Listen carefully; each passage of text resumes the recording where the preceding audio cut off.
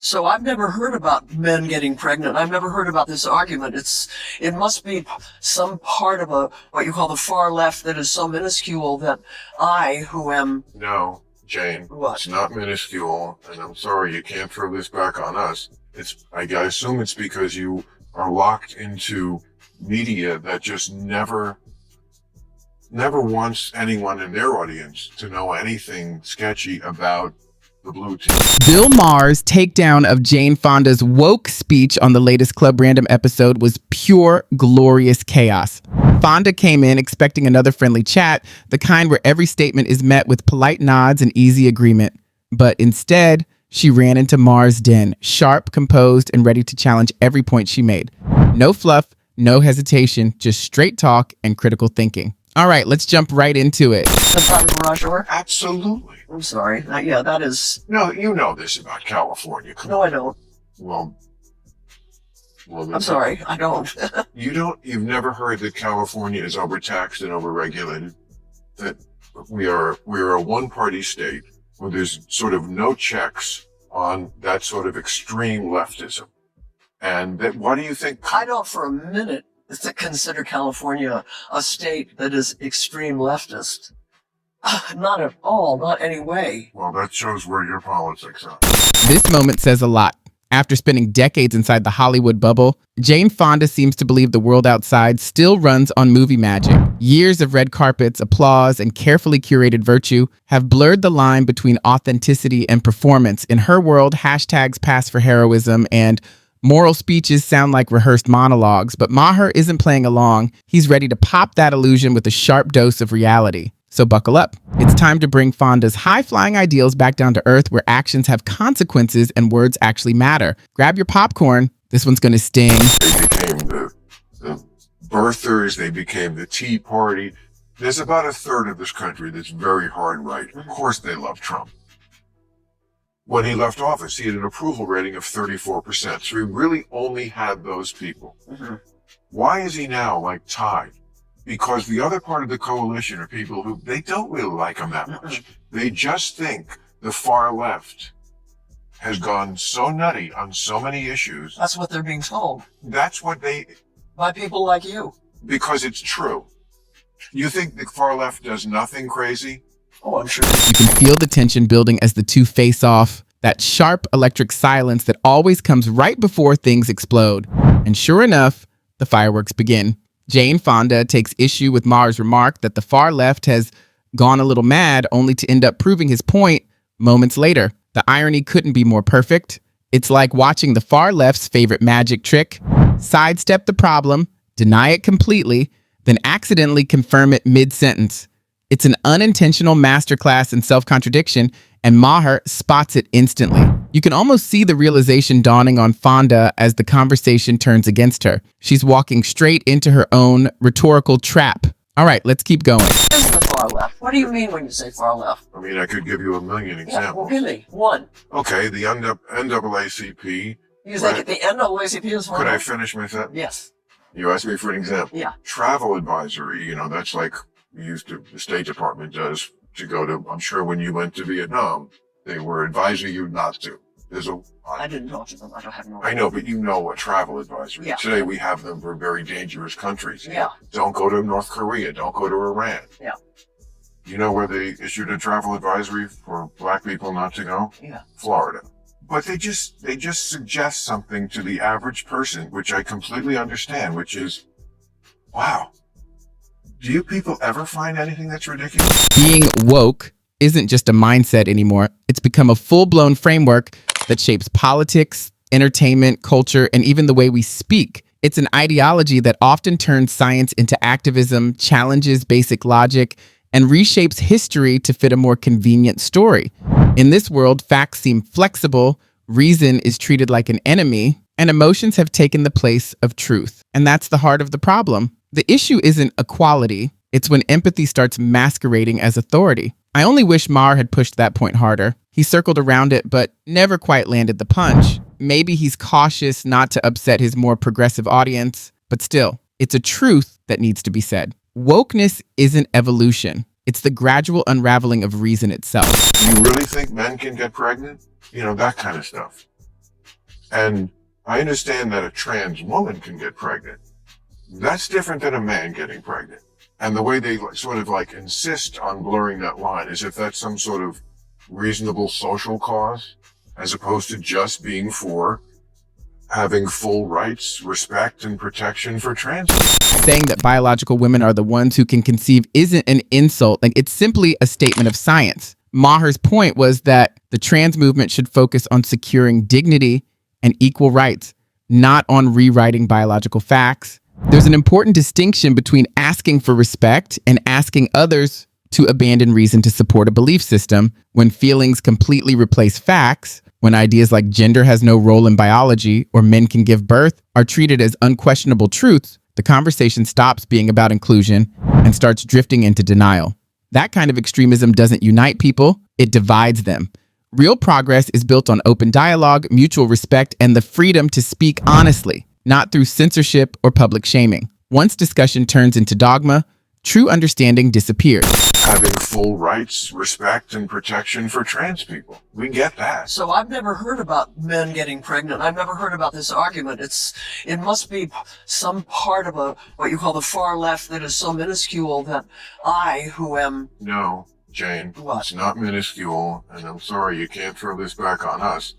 I assume it's because you are locked into media that just never wants anyone in their audience to know anything sketchy about the blue team. I mean, I don't know. I read two papers, and maybe I don't.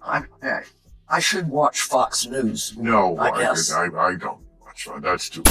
That was the breaking point. Jane Fonda tried to pivot faster than a politician caught in a scandal. One moment, she was passionately defending the far left. The next, she acted as if she'd never heard anyone claim that men can be pregnant. Come on, Jane, that line has been circulating for years across Twitter threads, talk shows, and university panels. It's not something you can just delete from collective memory because it's inconvenient now. Realizing she'd boxed herself in, Fonda quickly backpedaled, claiming that the woke crowd represents only a small corner of the Democratic Party, but Maher wasn't buying it. With one sharp rebuttal, he dismantled that defense, pointing out that these ideas are no longer fringe. They've become central to the modern left. In that moment, the whole facade crumbled. The attempt to dodge, deny, and gaslight reality in real time fell apart on camera for everyone to see. I mean, I don't know. I read two papers, and maybe I don't. I should watch Fox News. No, I guess. I don't watch that. That's too far. But you know, I'm not going to torture myself. I'm for the team that understands that everybody should have the same opportunities, that everybody should be able to attain a middle-class life. That's right. Yes, that's not what we're talking about. At the end of it, Jane Fonda basically raised the white flag. While she was cornered and clearly writhing, she made a remark about wishing she had watched more Fox News. That line, though, probably resonated more deeply than she had intended. It wasn't a joke. She softly acknowledged that she had been living in an echo chamber all along. For years, her Hollywood bubble kept her away from the frank debates occurring in the real world, on cable news, social media, and at kitchen tables across America. While she bobbed in a sea of admiration from like-minded elites, reality was going on without her. Maher just pushed the curtain open. For the first time, she also realized how much that bubble had risen above the ground. It's not always necessary to shout the truth. It only needs to shatter the illusion. That certainly has been the history of this country. Was police who were all too willing to shoot black people. So defund the police, though, was not a good idea. And you know who mostly didn't think it was a good idea was black people. Because they want police in their neighborhoods, probably more than we need them in. That's the problem with woke culture. It's driven more by emotion than reflection. The loudest voices rarely stop to ask the crucial question, then what? Instead, they chase the next moral wave until it inevitably crashes, only to quietly paddle away as if they never shouted the slogan in the first place. Take defund the police, for example. Just a few years ago, it was championed as the ultimate expression of justice, echoed by activists worldwide, including many within the black community. But then reality arrived, crime surged, streets grew more dangerous, and soon those same neighborhoods were pleading for more protection, not less. It's a sobering reminder of what happens when outrage replaces strategy. Virtue signaling may feel righteous in the moment, but more often than not, it ends up harming the very people it claims to defend. The Republicans tried to catch the Democrats with this, and they put this on, they brought it up in Congress, and all the Democrats voted against it. The Democratic politicians were not for defunding the police. It's that radical fringe that has captured a lot of the media, academia, some of these cultural institutions that are not liberal anymore by my old school liberalism. The ACLU, it's all about free speech. They don't really believe in it anymore. They believe, in one of their chief people who is trans said, I will die on this hill of banning. Yes, exactly. Mars was right on this one. The awakened left has become the loudest and most vocal segment of the Democratic Party by successfully taking the microphone and setting the rules. They decide what can be said on stage, as well as the language and tone. However, the so-called moderates stay in the back row because they are too scared to speak up for fear of being dubbed bigoted or disloyal. Threats, slander campaigns, cancel mobs, career sabotage, and steamrolling are all experienced by those who do resist. The message is clear. Toe the line or get crushed. What started out as a movement for progress and free speech has turned into a test of loyalty to a constantly changing moral code. Mars makes a hard landing warning. If the left is unable to understand the situation and regain its composure, the woke fringe will not just degrade it, it will cause the movement as a whole to fail politically. Most voters say U.S. can't repair severe divisions. And they went into the fact that 5 years ago, even during the pandemic and during the George Floyd protests, even then people thought, well, we are going to get through this. And now they seem to be on the page of, it's not going to happen. Bill, what do we do? Did you see the story? Yeah, I think what's new about this moment, one of my teachers and friends, Bill Seidman, likes to say this, we aren't divided, we are being divided. That's right. By companies for profit, okay? And we have our divisions, we always have. Division was not an unexpected event. It's deliberate. The far left feeds on resentment and conflict because disruption keeps them in power. They don't communicate with one another. They defend ideology. When you don't shout the slogan or contradict their script, they portray you as the enemy, cancel you, ridicule you, or intimidate you into quiet. This isn't inclusion or development. It's ideological policing disguised as pity. We have witnessed people lose their reputations, careers, and marriages because they thought differently. That's not tolerance. That is the halo that control is wearing. Until the left learns to debate again and stops labeling criticism as heresy, unity will remain a meaningless slogan. Bridges cannot be built while one side is determined to burn every board. At some point, you on your phone, you ordered a yoga mat or something. Your algorithm figured out you're a liberal. Then your neighbor looked up a truck. You're conservative. And from that day forward, you got different information every day and nobody seemed to notice. And so now you literally think your neighbor is insane because how could they possibly think this stuff?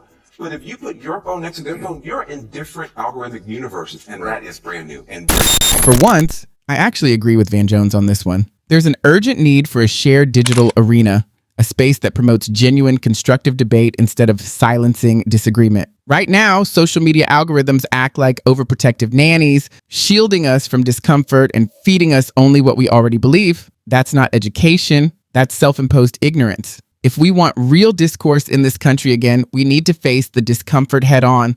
We need to see, hear, and engage with arguments that challenge us. The left should truly listen to the right, and the right should honestly try to understand the left, not through sound bites or outrage clips, but through honest, unfiltered conversation. Until that happens, we'll keep mistaking comfort for truth. We'll stay trapped inside our digital echo chambers, thinking we're informed when we're really just being pacified, and that's a dangerous illusion. And with that, we'll wrap it up here. If you enjoyed this breakdown, don't forget to hit like, subscribe, and stay tuned for more. Thanks for watching, and I'll see you in the next one.